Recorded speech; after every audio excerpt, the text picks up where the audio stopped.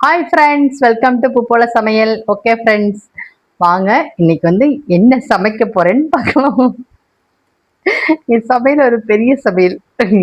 வாங்க அதில் என்ன சமைச்சிட்டு இருக்கேன்னு பார்ப்போம். பாருங்க ஃப்ரெண்ட்ஸ், நைட் வந்து சாப்பிட்றதுக்கு இட்லி ஊற்றி வச்சிருக்கேன். அதுக்கப்புறம் வந்து சட்னி இனிமேல் தான் அரைக்கணும். இங்கே பாருங்க, சாம்பார் கொஞ்சம் இருக்குது.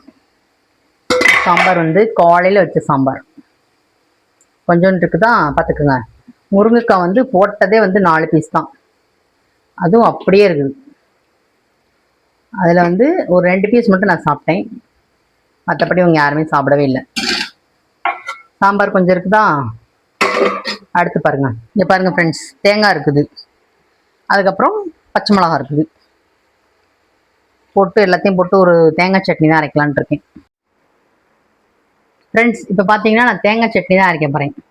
அதுக்கு என்னென்ன போட்டிருக்கேன்னு பார்த்தீங்கன்னா பாருங்க, தேங்காய், பச்சை மிளகா, பொரிகடலை, அப்புறம் வந்து சும்மா 2-3 கருவேப்பிலை, அவ்வளோதான் ஃப்ரெண்ட்ஸ் போட்டிருக்கேன்.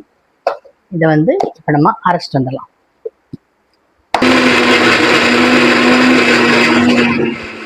நம்ம இப்போ வந்து சட்னி அரைச்சாச்சு. அதுக்கடுத்து வந்து தாளிச்சு விட்டுக்கலாம் ஃப்ரெண்ட்ஸ்.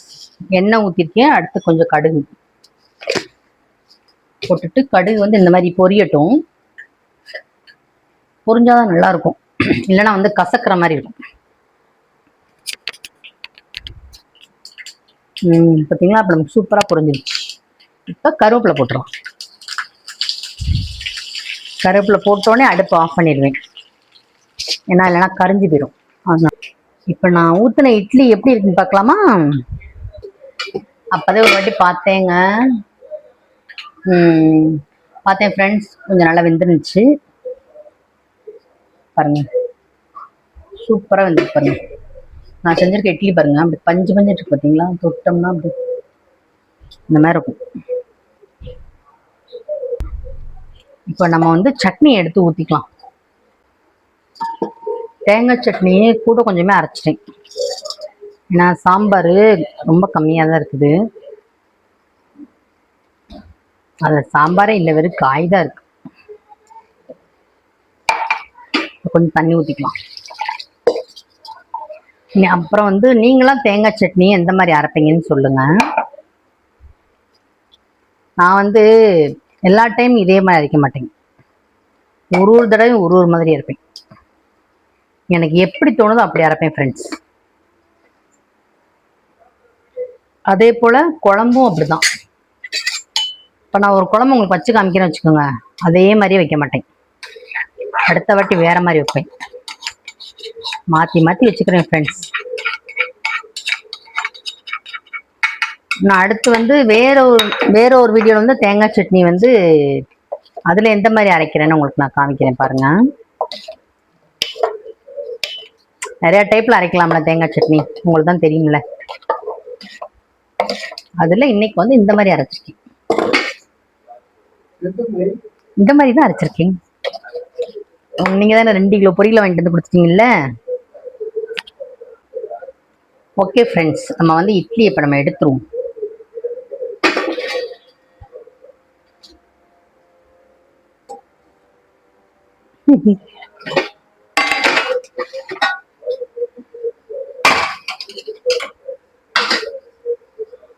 இந்த பாருங்க, நான் வந்து இங்கே இருக்கு பார்த்தீங்களா ஃப்ரெண்ட்ஸ், இதை வந்து அப்படியே துணியை நம்ம அப்படியே எடுத்தோன்னு வச்சுக்கோங்களேன், ஒட்டாமல் வருது பாருங்க. பாருங்க, அப்படியே சூப்பராக ஒரு ஒட்டவே ஒட்டாது. எப்படி வந்துருக்கு பார்த்தீங்களா, அழகாக வந்திருக்கு பாருங்க. இதை வந்து அப்படியே வந்து நம்ம சாப்பிட கொடுத்துருவோம். பிள்ளைங்கள்லாம் பசிக்குதுன்னு சொல்கிறாங்க.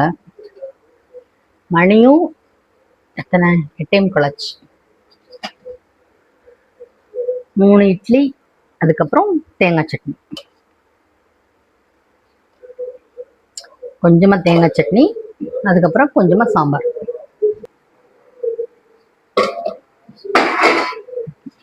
இதில் வந்து முருங்கைக்காய் சாப்பிடாம தப்பிக்கிறாள் யாருன்னு கேட்டிங்கன்னா பிரதீபா தான் தப்பிக்கும். அதனால் அதுக்கு ஒரு பீஸ் பச்சை மிளகாது. சரிங்க ஃப்ரெண்ட்ஸ், இப்போ வந்து சாப்பிட கொண்டு போய் கொடுத்து வந்துடுறேன். இங்கே பாருங்கள் ஃப்ரெண்ட்ஸ், 3 இட்லி வச்சுருந்தேன், அதுக்கு வந்து 2 இட்லி தான் வேணுமா. இதை நம்பி நான் வந்து சோறு குழம்பாக்க சரி ஒரு இட்லி எடுத்து இப்போ இன்னொரு தட்டு இட்லி ஊற்றிட்டு இருக்கேன் ஃப்ரெண்ட்ஸ். இப்போ அதுக்குள்ளே வந்து எங்கள் வீட்டுக்காருக்கு வந்து இட்லி பொடி வேணுமா, அதனால நான் அரைச்சி வச்சிருக்கேன்ல, உங்களுக்கு தான் தெரியுமே அரைச்சி வைக்கிறோம். அந்த இட்லி பொடி, அதுக்கப்புறம் கொஞ்சம் நல்லெண்ணெய், அவ்வளோதான். இதை கொடுத்துட்டு வந்துட்டு அடுத்து நான் வந்து இட்லி ஊற்றணும். கீழே உட்காந்து நல்லா சமணக்கால் உட்காந்து போட்டு சாப்பிட வேண்டியதானே ஏங்க. இதாங்க சாம்பார் கொஞ்சம் இருக்கு.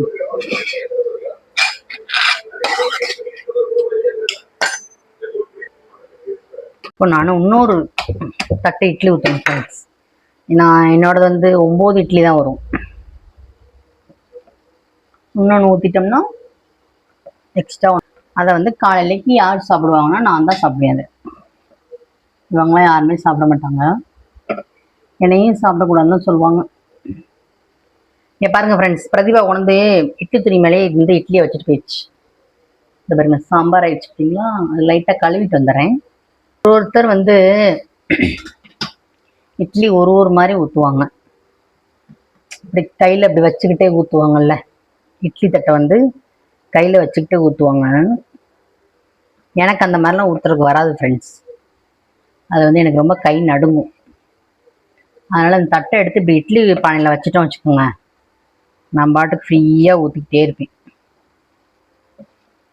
அது இல்லாமல் தட்டை வந்து இப்படி கையில் வச்சு ஊற்றுறோம் பார்த்தீங்களா, அது வந்து எனக்கு அப்படியே அங்கங்கே அலம்பும், ஷேப்பாகவே வராது இட்லி. இது வந்து கரெக்டாக அப்படியே ஷேப்பாக இருக்கும். ஓகே ஃப்ரெண்ட்ஸ், அவ்வளோதான். இப்போ நம்ம வந்து மாவை வலிச்சு வச்சிட வேண்டியதான், அவ்வளோதான், முடிஞ்சு போச்சு நைட் டின்னர். இந்த மாவு நேற்று தான் ஃப்ரெண்ட்ஸ் அரைச்சேன், அதனால தான் இன்னைக்கு இட்லி ஊற்றியாச்சு. இதெல்லாம் கழுவு போட வேண்டியதான். நான் நாளையிலேருந்து லைவ் போடலான்னு இருக்கேன் ஃப்ரெண்ட்ஸ். லைவ்னா அந்த சமைக்கிற மாதிரி லைவ் தான், அது வந்து போடலான் இருக்கிறேன். ஆனால் வந்து எங்கள் வீட்டிலலாம் வேணான்னு சொல்லிட்டு இருக்காங்க, எங்கள் வீட்டுக்காரும் பிள்ளைகளும் வேணான்னு சொல்கிறாங்க. அதனால் எப்படின்னு தெரில ஃப்ரெண்ட்ஸ், நாளைக்கு போட்டாலும் போடுவேன். நீங்கள் எதுக்கும் லைவில் போய் நீங்கள் செக் பண்ணி பார்த்துக்கோங்க. இல்லைன்னு நான் சொல்கிறேன் உங்களுக்கு, நாளைக்கு ஷார்ட்ஸ் வீடியோ போடுறேன், போடும்போது அதில் நான் உங்களுக்கு சொல்கிறேன் லைவ் போட்டிருக்கேனா இல்லையான்னு.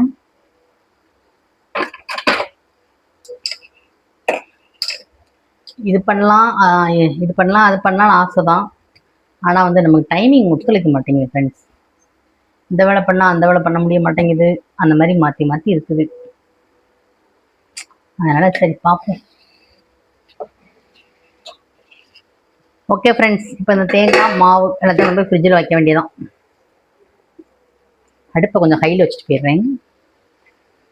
டிவியில் சவுண்டை மீட் பண்ணுங்கன்னு சொன்னால் கோவம் வந்துடுது ஃப்ரெண்ட்ஸ், நான் என்ன தான் பண்ணுறது. ஏங்க சொல்லுங்க, இட்லி எப்படி இருக்கு சொல்லுங்க, நான் செஞ்சிருக்கேன் இட்லி. சூப்பரா இருந்துச்சா? சூப்பரா இருக்குன்னு சொல்லி தான் ஆகணும். சரிம்மா, நீ வந்து சவுண்ட் வச்சுக்கோ. என்ன சொல்ல தாங்க முடியல, என்ன சொல்ல தாங்க சாப்பிட விடாம என்ன பண்ணேன்? நல்லா இருக்கா நல்லா இல்லையான்னு நான் ஒரு வாட்டி தான் கேட்டேன். சவுண்டு கம்மி பண்ணுங்கன்னு சொன்னா அவன் கோவப்பட்டுட்டே இருக்காங்க ஃப்ரெண்ட்ஸ். பாருங்க, அதோட மாங்காய் பீஸ் தான் இது.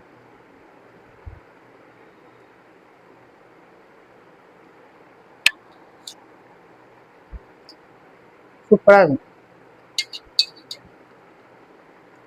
பயங்கரமா இருக்கு டேஸ்ட். மாங்காய் சாப்பிட்டு பார்ப்போம்.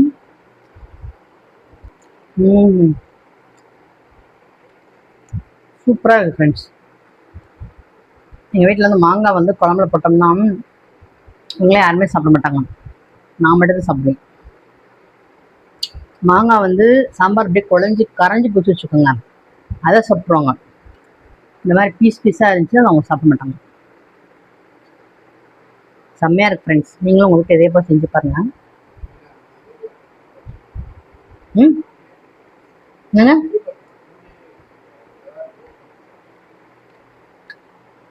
சரி, சரிங்க, நீங்களும் உங்கள் வீட்டில் இதே போல் செஞ்சு பாருங்கள் ஃப்ரெண்ட்ஸ். செஞ்சு சாப்பிடுங்க. நம்ம இதோட இந்த வீடியோ முடிச்சுக்கலாம். நாளைக்கு வேற ஒரு வீடியோ பார்க்கலாம்.